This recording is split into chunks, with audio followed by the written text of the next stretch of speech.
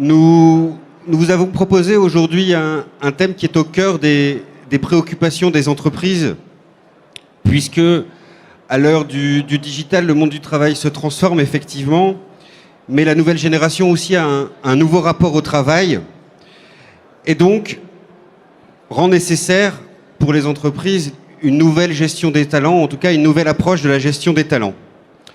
Pour débattre de ce sujet, on a la chance d'accueillir 6 intervenants qui ont chacun un regard différent selon le prisme de leur métier, 2 décideurs de la formation et de l'accompagnement des entreprises, notamment au niveau de l'apprentissage, avec Lidvine Mazeret, maître de conférence à l'IAE Lille, et Frédéric Sauvage, directeur de Formasup, et également maître de conférence à l'IAE Lille.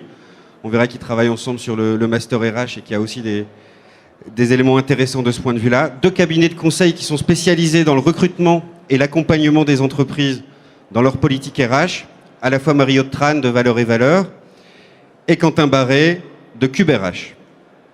Également, on aura la chance d'entendre 2 retours d'expérience d'entreprises qui nous font le plaisir de participer donc à cette table ronde. À la fois Christelle Robert, qui représente ici l'agence digitale Nice to Meet You, qui nous expliquera un petit peu comment cette agence fonctionne de ce point de vue, non seulement du recrutement, mais aussi de la façon dont elle peut créer de la fidélité chez ses employés. Et Carole Janssens, qui était manager du magasin de tournée, qui a mis en place un dispositif de recrutement très spécifique, qu'elle nous expliquera, et qui, au-delà des formes que ça a pris, s'est concrétisé par un fort taux de fidélisation. Vous nous expliquerez ça, puisque ces modèles-là, en tout cas ces exemples-là, peuvent nous inspirer. Alors pour commencer, j'allais dire que la formation est quelque part la première étape de l'expérience professionnelle pour les étudiants, et le début en tout cas des choix structurants pour leur carrière. Vous, Lidvine Mazeret, qui êtes à la fois maître de conférence à l'IAE Lille, donc chercheuse, mais aussi dans l'animation du dispositif de formation du master ressources humaines, quand vous voyez un certain nombre d'étudiants qui choisissent leur master et qui s'engagent déjà dans cette démarche professionnelle, quels sont pour vous, en tout cas ce que vous avez pu repérer, les choix, les structurants, les critères qui font que la décision s'incline d'un côté ou d'un autre ? Alors, on a plusieurs types d'étudiants, ceux qui sont vraiment sûrs de vouloir faire des ressources humaines et pour qui la question ne se pose pas, ils vont chercher le master parmi les offres possibles dans la région, voire même en dehors de leur région qu'ils ont d'origine. Et autrement, j'ai plutôt une anecdote, je pense que c'est plus parlant, d'une étudiante que j'avais en licence 3 dans un autre diplôme que les RH purs, et qui se posait la question de savoir si elle allait en RH, pas en RH. Et je lui ai dit, pour le Master 1, prenez peut-être le temps encore de réfléchir, de voir si c'est vraiment ce que vous voulez faire, et de revenir plutôt au niveau du Master 2 avec la sélection de la part de Frédéric Sauvage, qui anime aussi et est responsable du Master. Et donc, elle a plutôt longtemps hésité, puisque se pose avec la génération actuelle la question de savoir si on va faire un bon ou un mauvais choix.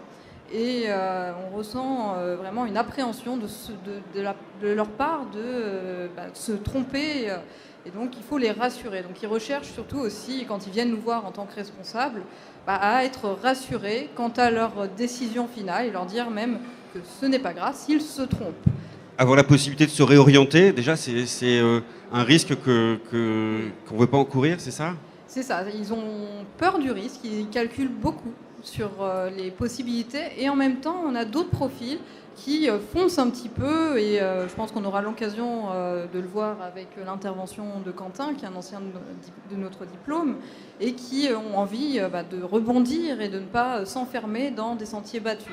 Donc on retrouve finalement dans ces générations les mêmes appréhensions et les mêmes Donc déjà questions. En licence 3, quelque part, ils savent que c'est déterminant et ils veulent s'assurer qu'ils ont encore un droit à l'erreur pour se réorienter éventuellement, mais ça fait partie des critères d'engagement finalement. Ça fait partie des critères d'engagement et ensuite ils sont beaucoup dans l'inter-individuel, dans cette envie finalement d'avoir un échange privilégié avec leurs enseignants et pas seulement avec le responsable de formation. Et donc là je constate sur les 2 années où je suis arrivée à l'IAE qu'ils ont de plus en plus besoin d'être un peu maternés quelque part et ça leur a manqué dans leur cursus.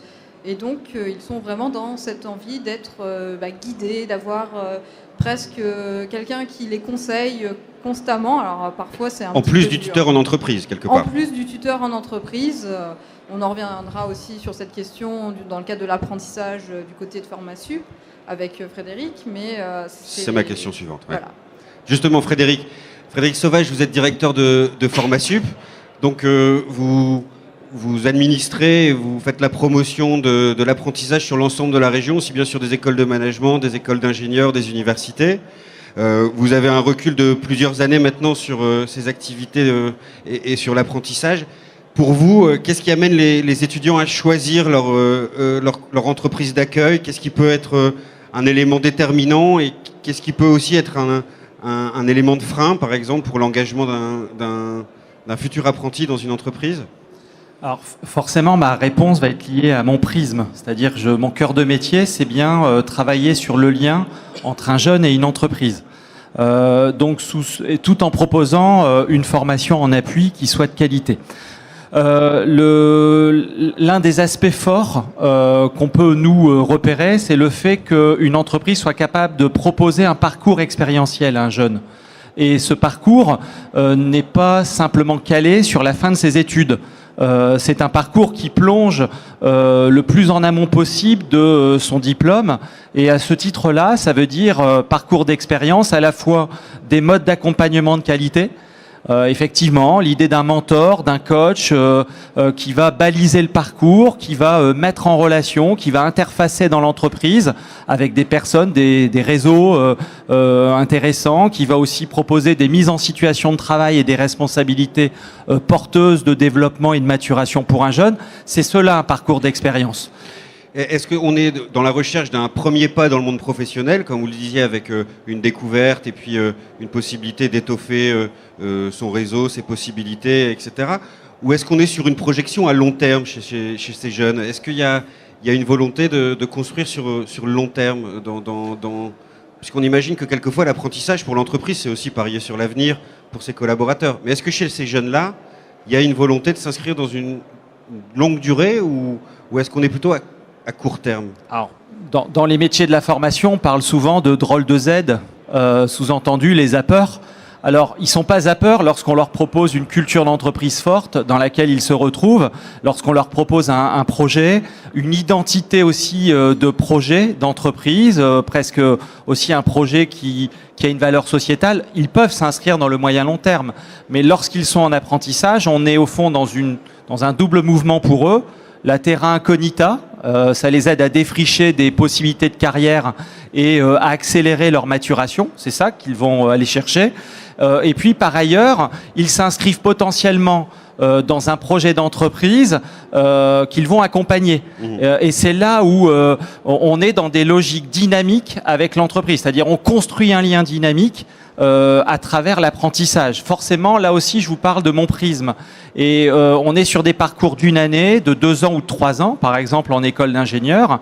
Et ce qui importe, c'est notamment les inscrire dans une identité et une culture d'entreprise dans laquelle ils vont se retrouver. S'ils ne se retrouvent pas, ils quittent l'entreprise à la fin du contrat d'apprentissage et de leur diplôme. On est déjà dans la fidélisation là, mais c'est quelque chose qui n'est pas gagné grâce à l'apprentissage. C'est quelque chose qui doit se travailler finalement. C'est justement à travailler pendant l'apprentissage parce qu'on travaille la marque employeur pendant l'apprentissage. Et il faut bien se rendre compte que quand ça marche avec un jeune apprenti, c'est toute une promo qui va être irriguée, si je puis dire, qui va être marquée par la réussite d'un collègue de la promo. À défaut, c'est aussi toute une promo qui pourrait être teintée de scepticisme par rapport à une entreprise. C'est pas le tout de rendre visible ses possibilités de carrière, il faut aussi être attractif. Merci. Et effectivement, on parle beaucoup de de buzzwords, ou en tout cas de termes un petit peu génériques comme ça. Et on accueille aussi Quentin Barret, hein, qui est le dirigeant du cabinet CubeRH, dont la baseline, je la cite, est manager et fidéliser les moins de 30 ans. Alors on a parlé de génération millennials, de Y, de Z, etc. Au-delà des concepts, qu'est-ce qui change vraiment? Qu'est-ce qui caractérise la nouvelle génération qui entre sur le marché du travail à votre sens? Alors, à mon sens, c'est simplement l'instantanéité. Lorsqu'on communique avec un jeune, on ne lui parle pas de projection à 3, 4, 5 ans. Ça n'a plus de sens. On est habitué, avec nos outils modernes, technologiques, à zapper continuellement. Ça va de tout. Ça va dans la vie amoureuse, ça va au niveau professionnellement parlant. Lorsqu'on fait nos courses, par exemple, on va au drive, c'est instantané.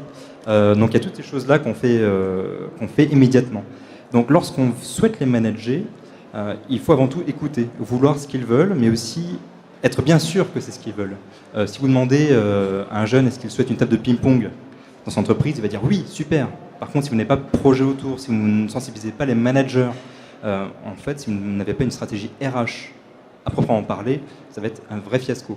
Donc, je dirais qu'il y a des choses différentes à mettre en place par rapport à ces jeunes. Ça peut être un management par objectif, par exemple. Ça peut être inculquer une nouvelle forme de travail. On ne travaille plus pour quelqu'un, on ne travaille plus pour mon manager, mais avec. Donc c'est vraiment une vision des choses qui est totalement différente. Il faut à la fois tenir ses promesses et ses engagements, que ce soit au niveau de ses valeurs ou au niveau du quotidien. Donc c'est surtout ça. Dites à un jeune, je te promets que d'ici 1 an, tu vas pouvoir diriger cette équipe. Bah, attendez 1 an, dites-lui qu'en fait, c'est pas possible. Là, il va me poser sa dème, clairement. Voilà. L'instantanéité, c'est la caractéristique majeure que vous relevez. Instantanéité, honnêteté, oui. C'est important. Authenticité, on parle souvent aussi, c'est ça? Et ouverture, être ouvert à la discussion. C'est surtout ça. Mario Tran, peut-être que vous avez envie de compléter le propos. Est-ce qu'il y a pour vous des valeurs fortes au sein de cette nouvelle génération qui, pas forcément s'affirment en rupture, mais en tout cas qui sont des changements substantiels et notables pour cette nouvelle génération et que doivent connaître les recruteurs? Complètement, en fait. Là, on remarque que finalement, maintenant, il y a une vraie recherche d'authenticité. On passe aussi à une recherche d'agilité, de flexibilité. Par exemple, avant, quand on voulait réussir, maintenant, ce que les générations recherchent, c'est vraiment s'accomplir. Par exemple, il y a une personne qui était dans un grand groupe. On lui propose un CDI avec un très bon salaire. Cette personne refuse le CDI. Là, tous les parents sont là en se disant « Mais qu'est-ce qu'il fait, mon jeune ?» Et finalement, ben non, c'est pas qu'est-ce qu'il fait son jeune. Il accepte un CDI dans une start-up qui dépote tout, qui a vraiment un sens, des valeurs. Et finalement, il se retrouve dans ce sens et ces valeurs. Et c'est vraiment ça qu'ils vont rechercher. Et je pense pas que ce soit tout un concept de nouvelle génération. Je pense que c'est vraiment...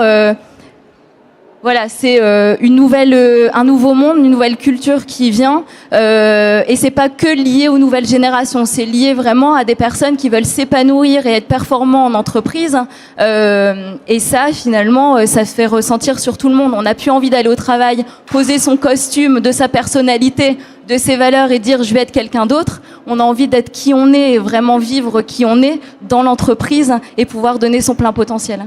Donc, de manière assez paradoxale, on cherche à distinguer vie perso et vie privée, mais on veut être la même personne dans ces deux aspects de notre vie. Ah bah de toute façon, on parle de blurring maintenant. On parle de blurring, c'est-à-dire on voit plus vraiment la différence entre vie pro, vie perso. Finalement, on fait du perso dans notre vie pro et on fait du pro dans notre vie perso. Et là, on voit bien que finalement, du coup, pour pouvoir faire ça et pour pouvoir accompagner ça, faut vraiment donner du sens, que les personnes se retrouvent au niveau des valeurs, de la mission de l'entreprise, mais aussi du fonctionnement. Est-ce que finalement, j'ai envie de me donner et de finalement, même dans le perso, donner au niveau pro, au quotidien. Bah voilà. Si on arrive à faire ça, je pense qu'une entreprise, elle arrive à garder ses jeunes ou même ses employés. D'accord, merci. Christelle Robert, vous êtes engagement leader. Ça sera ma première question. Je voudrais que vous nous expliquiez un petit peu en quoi ça consiste. Au sein de l'agence digitale Nice to Meet You, vous pouvez nous dire un petit peu aussi quel est le cœur d'activité. Troisième question, j'en profite. Quelle est la moyenne d'âge de vos employés chez Nice to Meet You? et quels sont les métiers finalement à l'intérieur de ça. Mais surtout, moi, je veux savoir en tout cas, comment vous attirez les talents et comment vous réussissez à recruter, en tout cas, avant de recruter, déjà d'attirer et de vous faire connaître.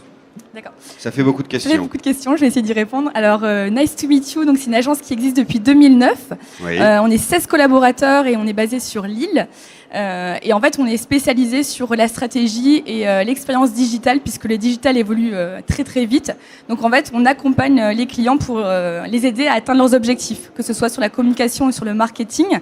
Et donc moi, mon rôle à l'agence, c'est donc engagement leader, c'est créer de la connexion à l'extérieur, donc faire en sorte de faire rayonner l'agence à l'extérieur, de la faire connaître, et à l'intérieur, faire en sorte que les collaborateurs soient les meilleurs ambassadeurs. Donc c'est assez récent, puisque l'âge moyen est de 28 ans, donc c'est assez une équipe assez dynamique. Sur des métiers qui sont... Alors les métiers, ça tourne autour du design, donc on a des full stack designers, des motion designers, donc on a vraiment tout un pôle de design, un pôle technique, donc des développeurs, intégrateurs, un pôle conseil, donc qui accompagne les clients justement sur la stratégie de communication sur le digital, et un pôle de coordination, donc qui sont des chefs de projet qui coordonnent justement tous ces métiers, donc de la production avec les consultants. D'accord. Et pouvez nous expliquer un peu plus peut-être ce rôle d'ambassadeur que vous essayez d'inculquer à vos employés, et en quoi est-ce que vous avez un exemple concret? C'est quelqu'un qui vous amène un ancien collègue de promotion, qui vous amène un ancien collègue de travail dans une autre entreprise? Comment ça marche réellement cette histoire? Alors c'est vrai que j'ai un exemple concret. Il y a une personne qui est arrivée vendredi dernier, donc qui s'appelle Guillaume. Donc ce qu'on avait fait, c'est simplement on avait partagé l'annonce donc sur les réseaux sociaux, et en fait le fait que les collaborateurs, les clients et les partenaires soient super ambassadeurs, tout le monde l'avait partagé. Et donc du coup, en fait, on a eu un système de cooptation très efficace, et on a eu beaucoup de CV très intéressants. Et donc moi mon rôle, c'est qu'ils vivent vraiment une expérience au sein de l'agence, mais assez tôt. Donc il est arrivé donc vendredi dernier, et 15 jours avant, j'avais organisé un escape game à l'agence. Donc il y avait à la fois des anciens collaborateurs de Nice to Meet You et ceux qui étaient là actuellement. Il y en a d'ailleurs dans la salle. Et donc l'idée, c'est vraiment ça, c'était de montrer aussi à ce nouveau collaborateur qui arrivait l'ambiance qu'il y avait avec les collaborateurs actuels, et aussi les anciens qui étaient là aussi pour témoigner que voilà, ils avaient vraiment vécu une bonne expérience. Et du coup, j'ai eu le feedback, lui, ça l'avait vraiment mis très à l'aise, et il était assez confiant pour commencer chez nous, puisqu'il avait eu déjà ses retours avec l'expérience de l'escape game. Merci. J'ai envie de revenir, Lidvine, sur la question de la marque employeur que vous évoquiez tout à l'heure. Alors là, on a bien compris, agence digitale, une vingtaine de personnes. Mais si on devait s'adresser aux annonceurs d'une manière plus générale, aux entreprises un peu plus importantes, qui sont encore dans des modèles peut-être un peu plus anciens, ou sur des choses qui ne sont pas aussi modernes que chez Nice to Meet You, qu'est-ce qu'on pourrait conseiller à ces entreprises pour mettre en place des marques employeurs attractives pour les jeunes? Alors, vaste question. Je dirais qu'ils sont toujours à la recherche de valeur, comme c'était dit tout à l'heure. Et à l'heure où ils ont accès aux réseaux sociaux, aux nouvelles technologies, il faut une certaine authenticité dans les valeurs, notamment en termes de responsabilité sociale des organisations qui sont prônées par les entreprises, pour que ces jeunes puissent vraiment y croire. C'est-à-dire ne pas survendre la RSE, la responsabilité sociale de l'entreprise. Il y a un peu trop de greenwashing? Il y a un peu trop de greenwashing. Alors on le voit même quand on fait le cours de RSE avec eux, ils disent oui mais madame, ça oui c'est bien, mais finalement c'est juste du marketing, du marketing c'est de la com. RH, c'est de la com, où sont finalement les humains derrière tout ça. Et donc ils sont vraiment à la recherche de devoir retrouver l'individu, et de pouvoir se retrouver eux en tant qu'individus au sein d'un grand ensemble, et de pouvoir y participer, chacun à leur mesure. Donc ils sont vraiment dans cette envie d'apporter quelque chose, mais aussi de prendre ce que l'entreprise peut leur donner, puisqu'ils sont vraiment dans cette génération un peu je zappe, et il y a finalement si ça me plaît pas, je m'en vais. Voilà. Même ça, ils le font en cours. Mais il y a cette forme de rationalité claire, de négo, sur qu'est-ce que vous m'apportez et moi, qu'est-ce que je vais vous apporter, et est-ce que ça s'équilibre, quoi. Tout à fait. Pour eux, le principe de don contre don est vraiment important, voire même participent de leur contrat psychologique avec l'organisation, bien plus encore que le salaire qu'ils vont avoir à la fin. Donc ils sont prêts effectivement à aller vers une entreprise qui leur permettra de s'épanouir, d'avoir toujours cet équilibre vie privée, vie professionnelle et d'accomplissement de soi, beaucoup plus que le salaire à l'heure où de toute façon ils savent très bien que les CDD sont beaucoup plus légion que les CDI. Frédéric Sauvage, peut-être pour compléter la réponse, on a vu dans une étude récente que près de 3/4, 73% à mon souvenir, des jeunes, quand ils doivent choisir une entreprise ou répondre favorablement à une offre, préfèrent le critère de la qualité de vie au travail que celui de la rémunération. Qu'est-ce que ça vous inspire, vous, en tant que professionnel des RH ? Alors d'abord, il ne faut pas enfermer la jeunesse dans quelque chose de trop homogène, hein, on est bien d'accord. Hein, donc on peut constater non, mais voilà, je précise parce que on n'est pas dépositaire non plus d'une certaine idée de la jeunesse qui serait à mettre dans la même boîte. On est bien d'accord. Hein, l'évacuation du concept des millennials, etc. Voilà. Au début de... Ce qui importe surtout, c'est-à-dire que le salaire reste un marqueur.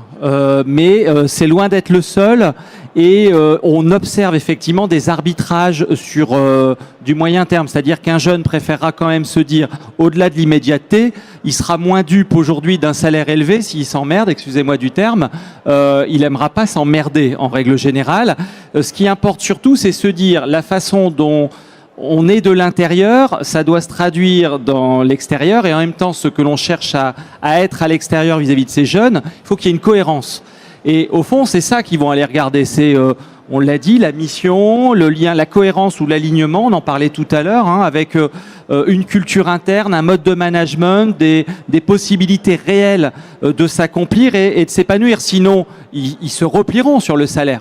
Donc le salaire reste un marqueur et ils vont mettre en arbitrage cet alignement ou cette mise en cohérence et le salaire viendra se poser au milieu de tout ça. Est-ce que finalement on n'est pas face à un phénomène qu'on pourrait comparer pour faire le lien avec le salon, à d'autres tendances, c'est-à-dire le consommateur qui ne raisonne plus qu'en fonction du prix, mais aussi de la manière dont c'est fabriqué, etc., dans son processus d'achat. Là, finalement, le jeune choisit son emploi pour des questions de rémunération, mais aussi de qualité de vie au travail, de relationnel avec ses collaborateurs, etc. Et finalement, c'est une rationalité qui est plus complexe, tout simplement, c'est ça ? Ah bah, quand on imagine déjà un sujet comme aussi important aujourd'hui que les espaces de travail, la sensibilité à l'espace de travail, elle est incroyablement importante. Et nous-mêmes, dans nos salles de cours, on ne l'a pas mesuré, on commence à le mesurer.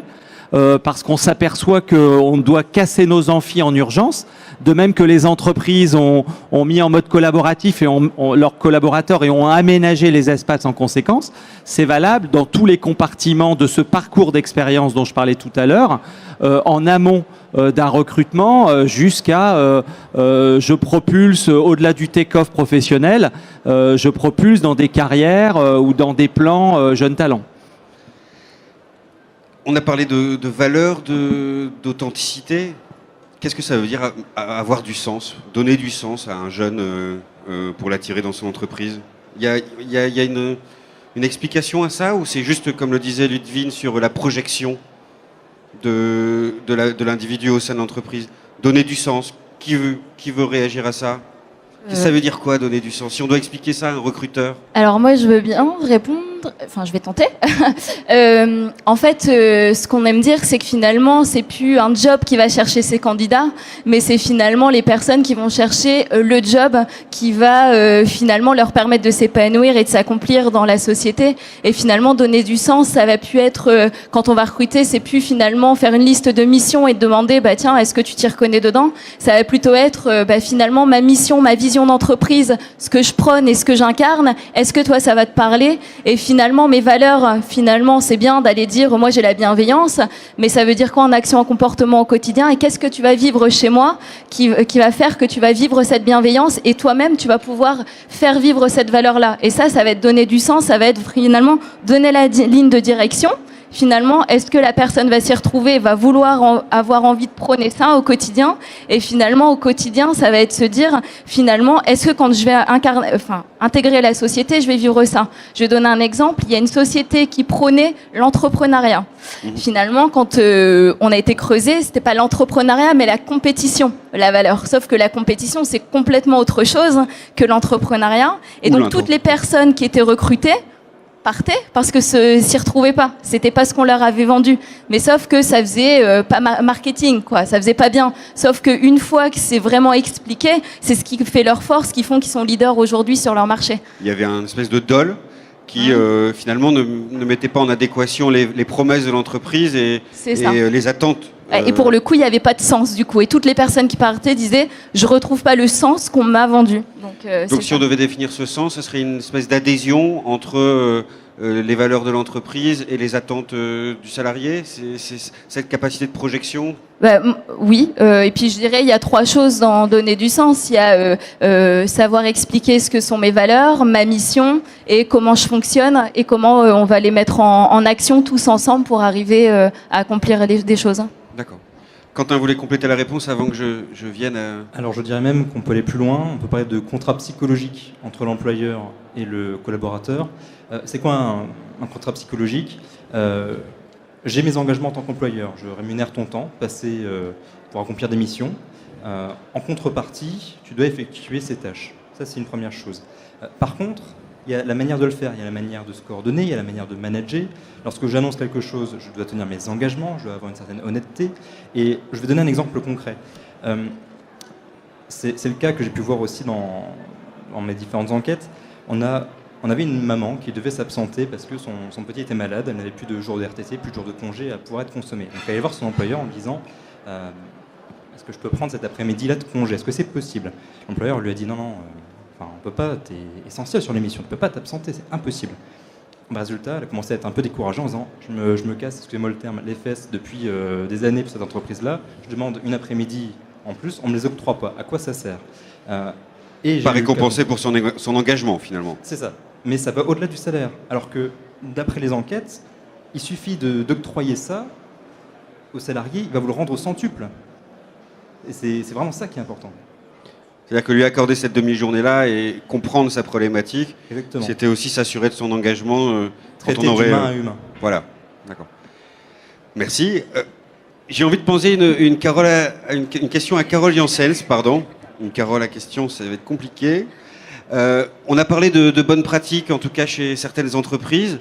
Vous qui avez le regard sur aussi le marché belge, est-ce que vous avez des bons exemples d'entreprises qui ont réussi comme ça à développer des marques employeurs ou en tout cas à essayer de parler aux jeunes pour les recruter?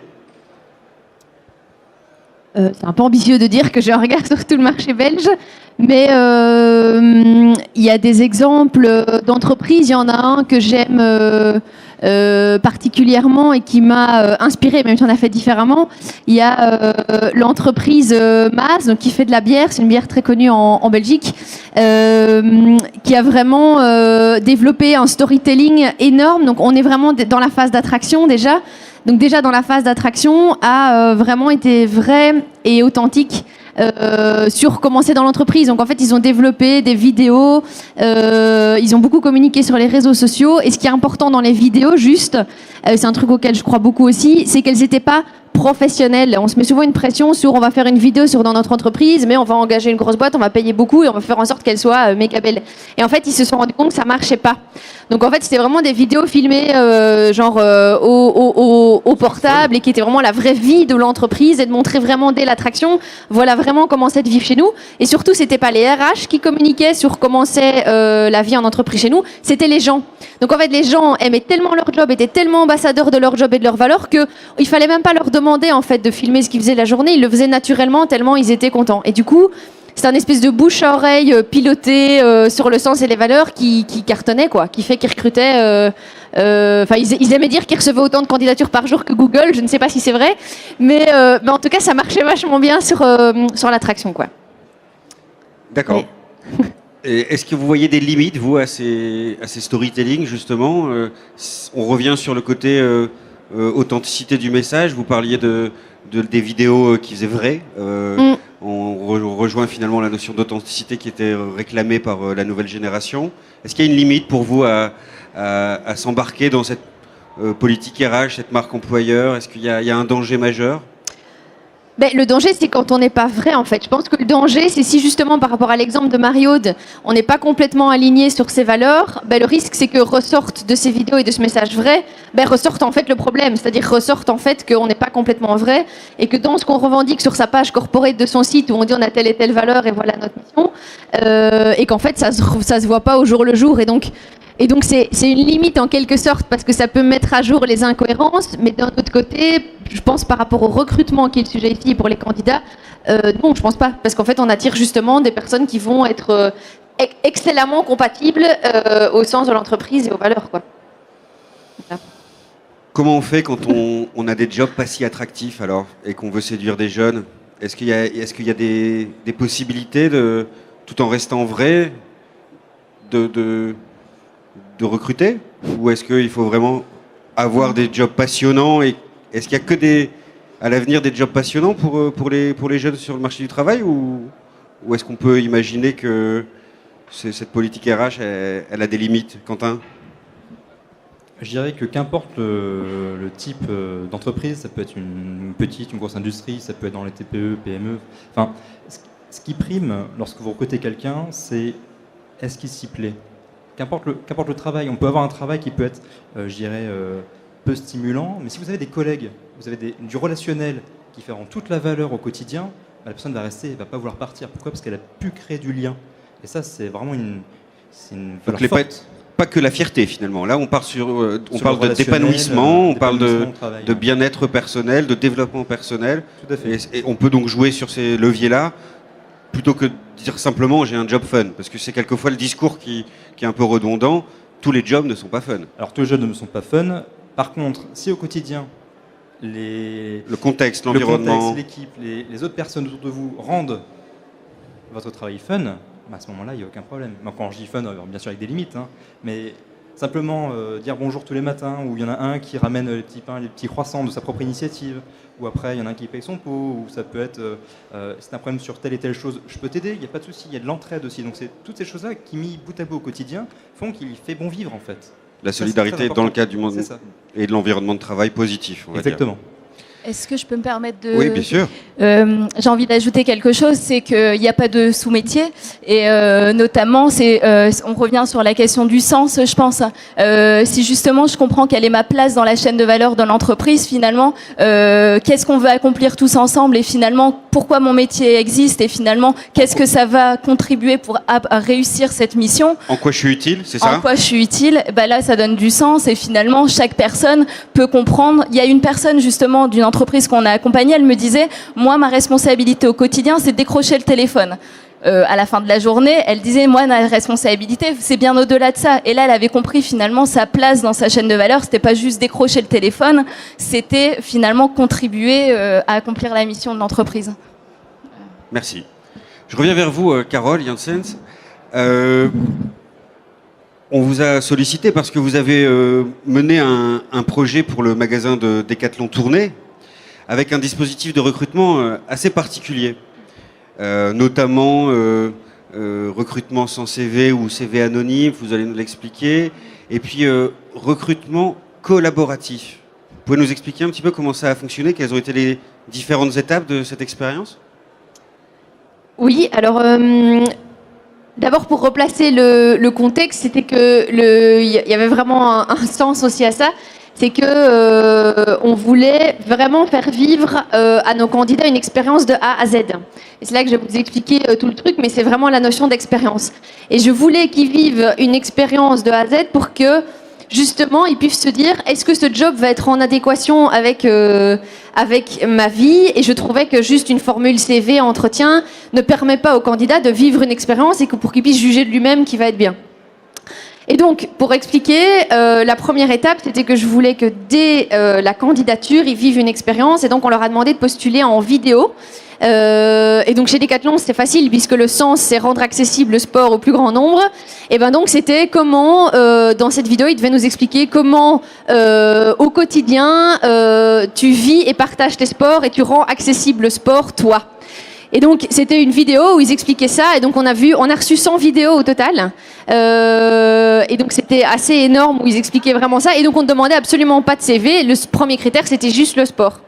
Et puis, deuxième étape, donc c'est aussi vraiment un processus d'expérience. Deuxième étape, on en a retenu 60 qu'on a invités à une journée collective. Donc là, on est vraiment sur une journée collective, donc tous ensemble. On a aussi sollicité des experts. Il y avait aussi des gens d'un peu partout chez Decathlon. Et en fait, l'idée, c'est qu'on leur a, pareil, fait vivre toute une expérience sur cette journée de sport. Donc c'était un sport collaboratif. Qui est le Kinball, si vous voulez aller voir. Un sport innovant avec 3 équipes sur le terrain. C'est ça, exactement, avec une très grosse balle. Donc en fait, on est obligé de collaborer. Et sur ce sport-là, il n'y a pas de leader. Et puis après, toute la journée, il y avait des exercices en collectif d'entrepreneuriat, un peu en mode start-up, parce qu'on voulait valider l'entrepreneuriat. Et là, pareil, ces exercices n'ont pas été choisis par hasard. On s'est vraiment défini qu'est-ce qu'en fait on veut valider, qui fait essentiellement partie de la culture de ce magasin-là, et donc qu'on veut voir dans le vrai exercice. Et donc il y avait la capacité d'être un leader collaboratif qui était validé par le sport, et la capacité d'être vraiment un intrapreneur qu'on a validé aussi par les exercices. Et alors ensuite, en quoi c'est un recrutement collaboratif? Donc une décision collaborative, pour moi, est une décision qui est prise par tout le monde, où il n'y a personne qui a le mot de la fin, entre guillemets. Et en fait, on a décidé tous ensemble avec par un processus collaboratif. On était 10 au total à décider, avec des gens aussi de partout Decathlon, et surtout très important, des clients. En fait, je voulais, pareil, dans l'essence aussi de ce qu'on veut chez Decathlon, il y a vraiment ce côté service client. Et donc on s'est dit, pareil, pour être cohérent de A à Z, et là on est aussi au bout du processus, en fait on veut que le client décide avec. Et donc on a fait une journée où les 25 retenus ont dû organiser une activité sportive. On a fait ça un samedi, les clients sont venus participer et c'est sur leurs avis dont on a vraiment tenu compte avec nous, 10 décathloniens, où on a choisi les candidats en fait. Voilà. Et vous avez recruté finalement en combien de personnes grâce à ce dispositif? Finalement, on en a recruté 15 et ils sont toujours là. Ils sont toujours très très passionnés et performants dans l'entreprise. Donc combien de temps après le dispositif, le recrutement? Là, on est un an après. Ouais. Et ils sont tous fidélisés pour le moment? Oui, et surtout, ils sont doublement plus performants parce que au bout d'un an, là, on peut dire que par rapport à la performance qui était pilotée pour ce magasin, il a fait le double du chiffre d'affaires prévu. Et je pense que c'est vraiment dû, on est des commerçants, donc je suis convaincue que c'est dû aussi à la performance et à ce qu'ils ont déjà très bien compris dès le recrutement. Du coup, leur service client qui est exceptionnel. D'ailleurs, je crois que c'est le meilleur service client en Belgique de tous les magasins. Et donc, du coup, voilà, ça double le chiffre d'affaires. Ludwig Mézeret ou Frédéric Sauvage, qu'est-ce que ça peut vous inspirer ces nouveaux dispositifs de recrutement collaboratifs comme ça? Je crois déjà qu'on travaille main dans la main avec les entreprises. C'est-à-dire notre vraie question aussi, nous, c'est de se dire quelle expérience de formation on peut proposer pour développer et aussi aider les entreprises à détecter une capacité à s'inscrire dans des boîtes agiles, innovantes aussi, parce qu'elles fonctionnent en mode collaboratif. Donc, on est dans les mêmes logiques. Ça veut dire que on invite beaucoup les entreprises, et si elles veulent développer leur marque employeur, c'est l'objectif aussi, à venir sur proposer des business games. Et on voit que ça marche fort dans la capacité qu'a une boîte à créer de l'appariement avec un jeune, à condition bien évidemment qu'elle s'adresse à la bonne cible. Parce que sinon, ça peut générer un peu de malentendus. Mais je trouve ça assez original, donc je vous félicite de l'expérience. J'ajouterais que c'est tellement original que pour le cours de management d'équipe, je vais rajouter le nouveau sport pour leur faire prendre conscience de ce que c'est que la collaboration. Vous venez de recruter une intervenante vacataire, c'est ça? Eh bien, très bien. Sur la partie recruter, comment, si je suis un employeur qui est assez dépourvu en la matière, comment je peux faire transparaître mes valeurs et ma culture d'entreprise à travers un processus de recrutement? Comment c'est possible pour moi? À quel moment je peux marquer ma culture d'entreprise?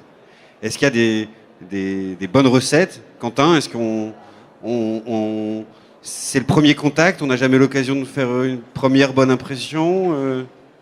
Alors déjà, il n'y a pas de recette miracle. Il n'y en a pas une qui fonctionne tout le temps. Ça dépend à chaque fois de l'équipe, ça dépend de l'entreprise, ça dépend du secteur, géographique ou non. Donc tout ça rentre en ligne de compte. Je dirais ce qui est essentiel, c'est de demander à ses collaborateurs pourquoi est-ce qu'ils sont là, pourquoi est-ce qu'ils restent. Est-ce qu'il y a quelque chose qu'ils souhaiteraient faire partager? Est-ce qu'il y a une expérience, par exemple sur le terrain, qui sont particulièrement fiers? Est-ce qu'il y a des parcours comme ça? Vous arrivez à faire au fur et à mesure une cartographie de votre entreprise. Donc quels sont les plus, quels sont les moins, quelles sont les choses à ne surtout pas communiquer, parce qu'effectivement c'est contraire peut-être à ce qui avait été mis en avant. Donc toutes ces choses-là. Quand je recrute quelqu'un pour une entreprise, je ne vais pas balancer la fiche de poste sur le web, ça n'a aucun sens. Je reste une semaine en entreprise, aux côtés des équipes, je regarde quel est leur sens de l'humour, comment ils se sentent, est-ce qu'ils sont fiers de ce qu'ils font, est-ce qu'ils ont des réticences ou non. Et à partir de là, on crée une fiche de poste qui est adaptée. Et au-delà de ça, lors des entretiens, lorsqu'ils sont menés, c'est poser des questions très simples, leur sortir une petite blague. Alors c'est totalement à côté, mais ça permet aussi de détendre un petit peu l'atmosphère, de regarder un petit peu l'humour, de regarder s'ils sont plutôt timides ou non, est-ce qu'ils sont plutôt extravertis ou non, voir un petit peu l'homogénéité de l'équipe, est-ce que la personne irait bien? Parce que ce qui plaît, pour qu'une personne se sente bien dans une équipe, il faut que les deux soient au même niveau, quasiment. Donc vous êtes amené à vous intéresser à l'identité finalement des entreprises et à comprendre les environnements qu'elles proposent, c'est ça, pour mieux garantir cette adéquation entre les promesses et les valeurs et les attentes des uns et des je dirais autres. même qu'en entreprise, alors là, parce que je suis consultant externe, mais en entreprise, il peut y avoir des RH qui restent avec les autres collaborateurs pendant quelques jours, qui discutent avec les équipes et avec la même démarche, faire une petite enquête, mais je dirais officieuse. Enfin voilà, simplement discuter comment ça va, oui, non, enfin voilà, voir un petit peu le vécu du quotidien. Et je dirais que même s'intéresser aux collaborateurs, ils sont aussi valorisés par leur métier. Parce que oui, on va intégrer une nouvelle personne, il faut que ça puisse matcher. Vous amenez un élément perturbateur dans une équipe qui fonctionne très bien, l'équipe peut être presque dissoute. Donc il faut veiller à ça aussi en tant qu'employeur. Très bien. Mario, il y a peut-être sans parler de bonnes recettes, ou en tout cas de moyens qui fonctionnent toujours. Je pense qu'il y a effectivement une adaptation à avoir. Comment on fait quand même transparaître cette identité, ces valeurs? Comment on essaye de passer ces messages dans un processus de recrutement? Moi, j'aurais envie de dire qu'il faudrait déjà partir des valeurs de l'entreprise, c'est-à-dire il y a une personne, par exemple, qu'on a rencontrée, elle a une valeur compétition très forte et du coup, elle nous disait, est-ce que je peux me permettre de mettre 3 personnes dans une même pièce et leur faire un jeu tous ensemble? Et là, on disait, si c'est justement, vous avez la valeur compétition, c'est incarné, du coup, il y a un sens. Et donc, dans ce cas-là, pourquoi pas faire ça? Parce que finalement, les gens comprennent, par exemple, il y a aussi notre entreprise qui a la valeur autonomie. Et finalement, ils se sont dit, vous envoyez vos candidatures comme vous voulez, soit par un CV, soit par une vidéo, soit par un film, une danse. Et finalement, la valeur autonomie pouvait être vécue et être transparaître dans le process. Et affiché comme accepté quelque part aussi. Et affiché comme accepté. C'est pareil, il y a des personnes, des entreprises qui disent, est-ce que je peux inviter la personne à boire un verre pendant le process de recrutement? Pourquoi pas, s'ils ont la valeur convivialité très forte. Il y a aucun problème, et au contraire, la personne, du coup, on pourra tester si la personne partage cette valeur-là ou pas, si ça la dérange, si justement ça a touché sa vitalité ou pas. Et finalement, même dans le process de recrutement, la personne va vivre l'expérience de cette valeur, et justement, ce sera beaucoup plus fort. Son cas de conscience, c'était de le faire avec l'un et pas avec l'autre, c'est ça, à ce recruteur, d'aller boire un verre avec un des candidats et pas avec l'autre? En fait, ils trouvaient que c'était pas un process conventionnel, de se dire on se met pas autour d'une table dans un bureau fermé, sauf que ça leur ressemblait pas du tout. Ils avaient le fun et la convivialité. Pour le coup, pourquoi pas aller faire une partie de baby-foot en sortant? Enfin, pour le coup, si ça leur ressemble et que c'est bien vécu, pourquoi pas? Christelle, à votre avis, pourquoi les employés, les salariés de Nice to Meet You restent chez Nice to Meet You et vont pas dans toutes ces nouvelles ou nouvelles agences digitales? Qu'est-ce qui fait la diff? moi, je vais juste rebondir sur, sur la partie parcours. Ce qu'on fait, en fait, justement pour un recrutement, donc quand on accueille 3-4 personnes qui postulent au poste, je fais tout un parcours, justement, où je fais visiter les locaux et je présente les équipes. Donc, c'est vrai que ça me prend 20 minutes, mais avec la personne qui va passer l'entretien, je lui présente le pôle design, le pôle projet, et chacun se présente rapidement. Et c'est vrai que ça donne aussi un aperçu de l'organisation. Ils visitent un petit peu les locaux et ça crée un rapport humain Ouais. aussi, voilà. Ouais. D'accord. Et pour répondre sur la question restée, après, c'est une équipe qui est vraiment passionnée. Et en fait, ce qu'ils me font comme retour, c'est qu'ils arrivent à concilier vie pro et vie perso. On en a par exemple un dans l'équipe qui a un groupe de rock. Et donc, du coup, des fois, il doit s'absenter un peu plus tôt. Ou, voilà. Et donc, il aménage ses horaires. Et c'est vrai que du coup, voilà, il atteint ses objectifs. Et à côté, il s'organise comme il le souhaite. Et il peut concilier vraiment sa passion. Et c'est vrai qu'ils sont plusieurs à avoir comme ça une passion à côté. Donc moi je dirais aussi c'est l'équilibre vie pro et vie perso qui les fait rester. En leur garantissant finalement la possibilité de s'épanouir professionnellement et personnellement, et d'avoir cet équilibre. Après, ce qu'ils apprécient aussi, c'est qu'on les fait participer à beaucoup de conférences aussi à l'extérieur. Donc, que ce soit un développeur qui va aller à une conférence technique, des designers à des conférences plus design, enfin, chacun dans leur spécialité. Et ça, ils apprécient aussi cette ouverture où on leur dit toujours, c'est pas des fois d'ailleurs leur ordi qui vont avoir des bonnes idées. Donc, ce côté à s'inspirer, être en veille et aller à l'extérieur, ça plaît aussi d'avoir cette possibilité de le faire.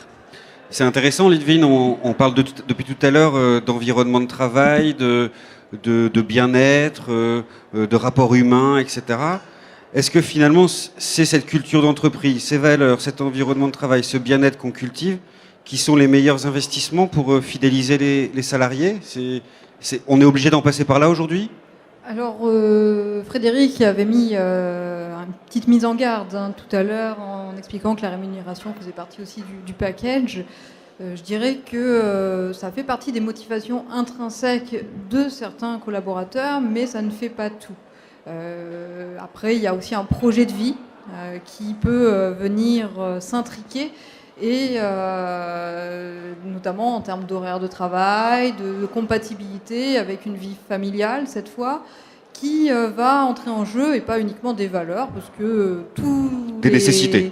Voilà, tous les individus qui entrent dans une entreprise n'ont pas forcément envie de adhérer complètement aux valeurs de cette dernière. Ils sont aussi là parce que c'est juste un job parmi d'autres, et puis après ils ont leur vie à côté. Très bien, ça me permet de rebondir avec la question suivante que j'avais. Il n'y a pas longtemps, je discutais avec un célèbre consultant de la région, et d'ailleurs qui a un rayonnement sur le territoire français, on va dire, et qui me disait, cette génération milléniaux, qu'on a un peu évacué comme ça en début de conférence, finalement, si demain vous leur collez un crédit et un enfant, ils seront comme tout le monde. Est-ce que ce sont ces valeurs-là qui sont importantes, parce que finalement c'est les jeunes qui maturent. Vous avez parlé au début de la conférence, pas d'immaturité, mais d'un côté il faut les couver, les materner. Est-ce que finalement on est vieux de plus en plus tard, ou on est jeune de plus en plus longtemps, c'est comme on veut, comment on peut appréhender ça finalement? Est-ce que quand on passe vraiment à l'âge adulte, c'est-à-dire quelque part le fait d'être parent, c'est ce que j'entendais, configure un peu les choses autrement, et est-ce que notre curseur change? Le curseur change forcément, je dirais aussi quand on est en reprise d'études, puisque je disais ils ont besoin d'être maternés, c'est aussi nos formations continues qui reprennent les études et qui ne sont pas forcément de 24, 25 ans de moyenne, voire même 21 ans, qui ont besoin d'être accompagnés et qui revoient leur curseur aussi à l'inverse.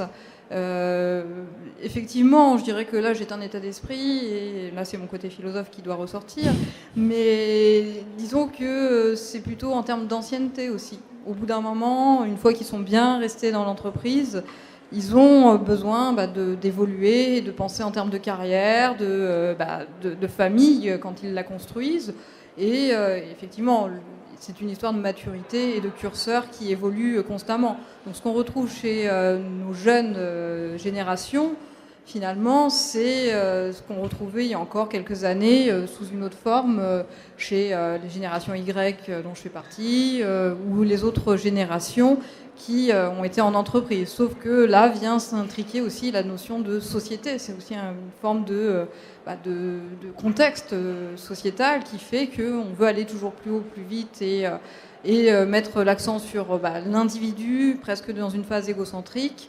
Et je pense que ça va encore évoluer et ce qui est le besoin actuel sera encore différent demain.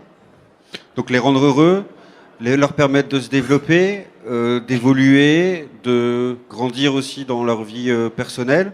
Qu'est-ce qu'on pourrait ajouter d'autre à ces nécessités que les entreprises doivent davantage garantir aujourd'hui? Oui, Christelle? En fait, moi, je dirais leur faire vivre une expérience, en fait. C'est vraiment ça qu'ils recherchent aujourd'hui, c'est quelle expérience humaine ou voilà, de formation. À quelle aventure je participe? Moi, j'allais dire les faire vibrer, quoi. Je crois que et je dis on parce que je pense qu'on est tous dedans. C'est pourquoi je me lève le matin, en fait. Et c'est ça que je vais chercher dans mon job. C'est une raison de me lever le matin. Quentin? J'irai même plus loin. Sur le salon, on parle souvent d'expérience utilisateur. Donc on est concentré sur l'utilisateur, mais l'expérience salariée existe aussi. On parle de plus en plus d'expérience collaborateur, salarié. Exactement. Vous remarquez ça, que les entreprises investissent dans ces aspects-là? Elles ont besoin d'avoir une attractivité en tant qu'employeur? Alors, ils expriment le besoin. Souvent, ils minimisent, je dirais, le budget. Ils se disent, bon, on va appliquer les mêmes méthodes qu'on fait pour capter un client lambda. Sauf que non, là, c'est pas pareil. C'est-à-dire que si vous avez un salarié qui est heureux, vous avez à la fois une augmentation de la productivité, vous avez votre marque employeur qui augmente. Je reprends l'exemple de tout à l'heure, la cooptation, elle peut exploser. Donc vraiment, ça peut agir sur toutes les formes. Donc il y a une réelle envie de s'investir. Par contre, souvent les entreprises ont besoin d'un accompagnement. Elles ne savent pas par où commencer. Ça peut être au niveau des valeurs, par exemple. Clairement, ça peut être au niveau d'un recrutement spécifique, ça peut être au niveau du quotidien. Donc en fait, il leur faut des personnes qui soient expertes dans un domaine pour vraiment les accompagner là-dessus. D'accord. Je dirais aussi, en fait, aussi avec l'explosion des réseaux sociaux, nous on le voit aussi sur la partie B2B, comme maintenant tout le monde est ultra connecté, c'est sûr que le fait de s'occuper aussi des collaborateurs, ça a un vrai impact puisque ce soit LinkedIn ou Facebook, enfin, effectivement, ça peut bien faire rayonner la société. On a vu des bons exemples. Quelquefois, ça marche bien, quand les gens sont fiers, quand ils le diffusent, etc. Mais qu'est-ce qu'on fait quand la vidéo postée sur Facebook recueille 11 likes et 3 partages? Il y a un écueil dans lequel on tombe peut-être.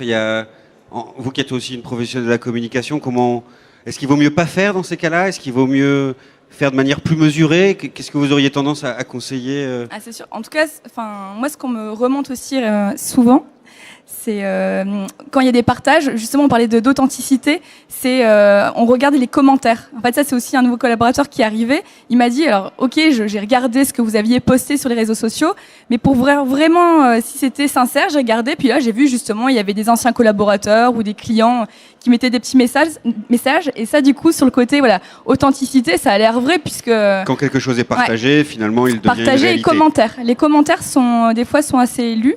Et après, pour répondre sur la vidéo, effectivement, avoir très peu d'interaction, c'est qu'il y a une question. Il faut remettre à plat la stratégie. Et que c'est pas qu'une question de com, mais une question de fond. De fond et de stratégie, ouais. Carole, vous vouliez compléter le propos? Elle a conclu là-dessus. S'il y a ça, c'est de se poser la question. Et dans le sens où les premiers partageurs, faut dire que la première cible de partageurs, c'est les collaborateurs. Et donc, si les collaborateurs sont fiers de leur entreprise et de ce qu'on raconte sur cette entreprise, automatiquement, ils vont partager. Il n'y aura même pas besoin de leur demander. Et donc, pour moi, la première question, c'est demander à ses collaborateurs, tiens, pourquoi est-ce que tu ne partages pas? Pourquoi est-ce que tu n'es pas fier? Et dans ce cas-là, ça donne une opportunité de travailler sur quelque chose, quoi. Sur le sentiment d'appartenance ou de fierté, c'est ça? Oui, tout à fait. Parce que il n'est pas évident, il n'est pas inné, ce sens d'appartenance. Comment on le développe, Quentin? Alors, avant de parler du sentiment d'appartenance, je dirais même, vous avez parlé de diffuser quelque chose et on reçoit 2 vues, 1 like et voilà. Si on doit diffuser pour diffuser, ça ne sert à rien. Il faut vraiment que ce soit spontané. Je prends l'exemple sur LinkedIn, par exemple, il y avait quelqu'un qui est rentré en poste. C'est question d'expérience, comme le disait Christelle tout à l'heure, finalement, à trouver des bons prétextes pour prendre la parole, c'est ça? Ça peut être ça, par exemple, la personne arrivait en poste et sur son bureau, donc le premier jour, et donc il y avait déjà tout qui était prêt, hein, sa prise de poste, il y avait son PC, il y avait ses stylos, enfin tout est déjà aménagé pour la personne. Ça compte beaucoup. Et il y avait un petit sachet de Starbucks avec un muffin dedans, et il y avait un petit post-it qui indiquait bienvenue dans l'équipe, heureux de t'accueillir parmi nous. Et la personne, spontanément, elle a pris son smartphone, elle a posté sur LinkedIn 21 000 likes en une semaine. Enfin, c'est magique. Oui, le geste était tellement sympa qu'il a voulu le partager. Et la personne ne l'a pas fait la personne qui a acheté le muffin ne l'a pas fait dans le sens où il faut absolument qu'elle en poste. Hein. C'est simplement, je dirais, c'est l'avenir du fond du cœur, quoi. L'histoire ne dit pas s'il s'est fait rembourser son... Alors non, ça, l'histoire ne le dit pas. Frédéric Sauvage, en guise de mot de conclusion, comme ça, est-ce qu'on peut dresser un panorama, en tout cas, du nouveau paradigme ou de la nouvelle donne, on va dire, du recrutement et de la fidélisation de la nouvelle génération? Est-ce que, quand on résume tout ce qui s'est dit, proximité, authenticité, équilibre vie privée, vie perso, et de l'autre côté, le besoin pour les entreprises d'avoir des salariés engagés, fidèles, avec un esprit qu'on appelait autrefois corporate, mais maintenant autrement, comment finalement on peut dresser un bilan de tout ça? On voit, je ne sais pas si on m'entend là, oui, on voit que la dimension expérientielle est forte hein, dans les modes de recrutement, dans la construction d'une relation dynamique entre une entreprise et ses collaborateurs. Il y a une variété de leviers sur lesquels on peut jouer, ou alors on peut aussi tomber dans beaucoup de pièges aussi de l'absence de relations riches, denses.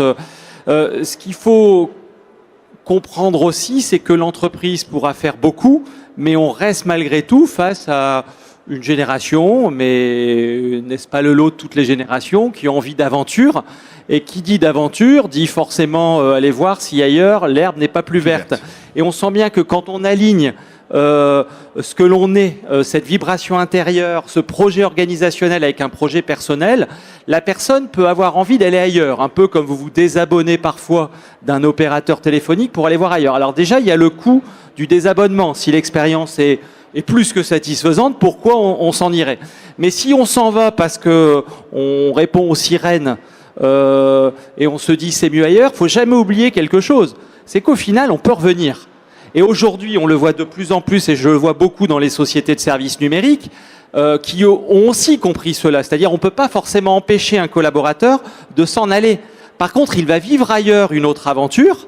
Elle sera peut-être moins intéressante, mais elle sera quand même source de développement de compétences. Et là, on peut aller le rechercher. Et souvent, je les vois. Et c'est passionnant quand vous êtes en train voilà, vous allez dans une SS2I et vous écoutez parfois un projet d'entreprise, vous demandez au collaborateur si ça fait longtemps qu'il est là, il va vous dire ah, je suis un peu embêté pour vous répondre parce que j'ai été engagé il y a 8 ans, mais j'ai fait 3 ans ailleurs et je suis revenu. Et quand on écoute pourquoi il est revenu, parce qu'il va vous dire il y a un souffle dans cette boîte et il y a une part de moi dans cette entreprise. Alors, c'est le but d'une entreprise aussi de faire croire cela, mais aussi de tendre à cet alignement dont on parlait tout à l'heure. Et de créer du lien. Finalement, c'est l'humain qui s'avère comme une dominante forte comme dans tous nos échanges. Merci, je remercie chacun d'entre vous d'avoir participé à cette table ronde.